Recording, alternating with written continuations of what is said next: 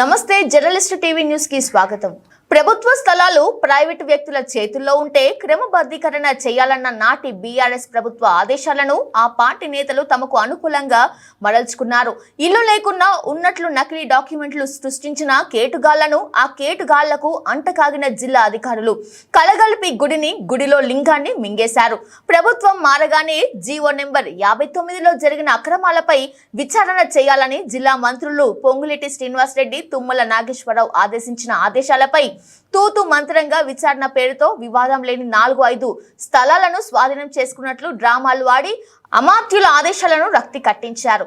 కర్త కర్మ క్రియ అయిన అసలు ఇంటి దొంగలను ఎంచక్క వదిలేసి తమ అత్యుత్తమ నిజాయితీ ప్రతిభను ప్రదర్శించి గౌతమ బుద్ధునిలా ఔరా అనిపించారు. దొంగని చేతికి తాళాలు ఇచ్చి దొంగ సొత్తును అప్పనంగా ఇచ్చిన ఇంటి దొంగలను రాజమార్గంలో అచ్చొచ్చిన ఆంబోతుల్లా వదిలేయడం ఖమ్మం జిల్లాలో పెద్ద చర్చకు దారితీస్తుంది. ప్రభుత్వ ఆదేశాలను సక్రమంగా అమలు చేసి ప్రజాధనాన్ని కాపాడాల్సిన అధికార ఘనమే అక్రమార్కులకు వెన్నుదన్నుగా ఉండటంపై సర్వత్రా విమర్శలకు దారితీస్తుంది.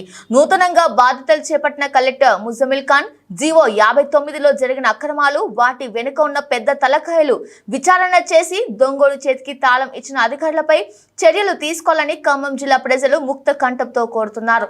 ప్రభుత్వ స్థలాలను అప్పడంగా అంటగట్టిన వైనంపై journalist TV CEO Majiti Nagender Reddy విశ్లేషణ.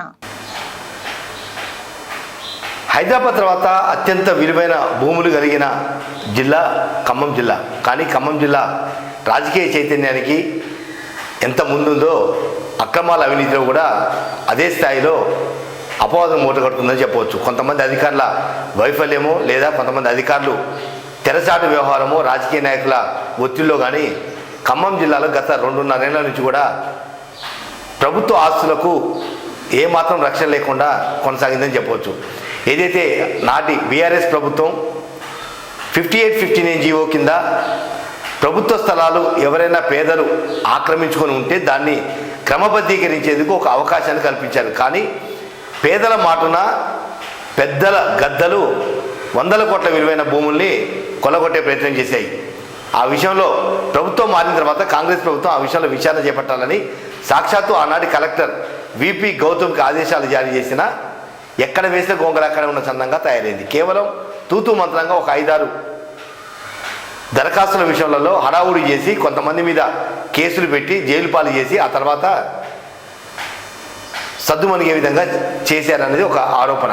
వాస్తవంగా 58-59 జీవో కింద 168 అప్లికేషన్లు అధికారులు ఆమోదించారు, రిజిస్ట్రేషన్ కూడా చేశారు. అయితే 58-59 జీవో అమల్ని నిలిపివేశామని అధికారులు చెప్తున్నా దాని వెనక ఇంకా 100 కోట్ల రూపాయల విలువైన భూములు ఆనాటి బీఆర్ఎస్ నేతల కబందస్తాల్లో ఇంకా ఉన్నాయని చెప్పకనే చెప్తున్నాం. ఎందుకంటే 58-59 జీవోలో వాస్తవానికి విరుద్ధంగా, నిబంధనలకు విరుద్ధంగా అసలు ఆ ప్రాంతంలో ఇండ్లు లేకున్నా ఇండ్లు ఉన్నట్టుగా ఖమ్మం కార్పొరేషన్లో దొంగ ఇంటి నెంబర్లు ఏర్పాటు చేసి దొంగ ఫోటోలతోటి అసెస్మెంట్ నెంబర్ తీసుకొని ఆ పక్కన ఖాళీ స్థలం ప్రభుత్వ భూమి కాబట్టి క్రమబద్ధీకరిస్తున్నామని చెప్పి అధికారుల దగ్గర నుంచి, జిల్లా స్థాయి అధికారి దగ్గర నుంచి మండల స్థాయి అధికారి వరకు ప్రతి ఒక్కరు కూడా తమ పాపాలని దాంట్లో పాలు పంచుకున్నారు.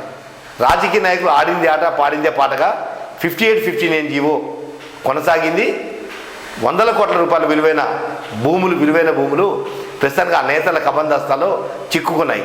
కానీ ఆనాటి కలెక్టర్ గౌతమ్ కేవలం తూతు మంత్రంగా ఒక 6-7 ప్రభుత్వ స్థలాల్ని స్వాధీనం చేసుకున్నట్టుగా, ఫెన్సింగ్ చేసినట్టుగా హడావుడి చేశారు తప్ప 58-59 జీవో కింద క్రమబద్ధీకరించిన అధికారులు ఎవరు, అసెస్మెంట్ నెంబర్లు తప్పుడు ధృవీకరణ పత్రాలు ఇచ్చింది ఎవరు, దీని వెనుకున్న ముఠా ఏంటి, గులాబీ ముఠా మాటను దాగి ఉన్న తతంగం ఏంటి అనే విషయంలో లోతుగా వెళ్లకుండా కేవలం తూతు మంత్రంగా అమాత్యులకు చెవిలో పువ్వులు పెట్టి ఆనాటి కలెక్టర్ తూతు మంత్రంగా ఒక 6-7 ప్రభుత్వ స్థలాల్ని ఇది స్వాధీనం చేసుకున్నట్టుగా ఫెన్సింగ్ వేసి మమ్మ అనిపించేశారు. కానీ అసలు మున్సిపల్ కార్యాలయం నుంచి అసెస్మెంట్ నెంబర్లు ఏ విధంగా వచ్చాయి, ఎవరిచ్చారు అనే విషయంలో విచారణ లేదు. ఒకవేళ 59 జీవో కింద స్థలాన్ని క్రమబద్ధీకరించేందుకు ఒక స్పెషల్ అధికారిని ఏర్పాటు చేశారు, విచారణ అధికారిని. ఆ విచారణ అధికారి తప్పుడు ధృవీకరణ పత్రంతో 59 జీవో కింద కొన్ని 100 కోట్ల రూపాయల విలువైన భూములు అక్రమంగా రిజిస్ట్రేషన్ అయ్యాయి.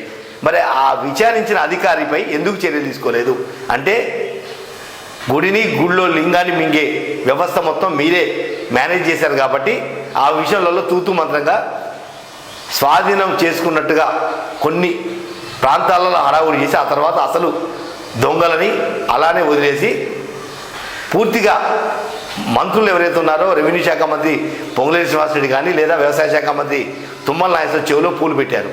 వాస్తవంగా 15 జీవో కింద 95% అక్రమ క్రమబద్ధీకరణలే.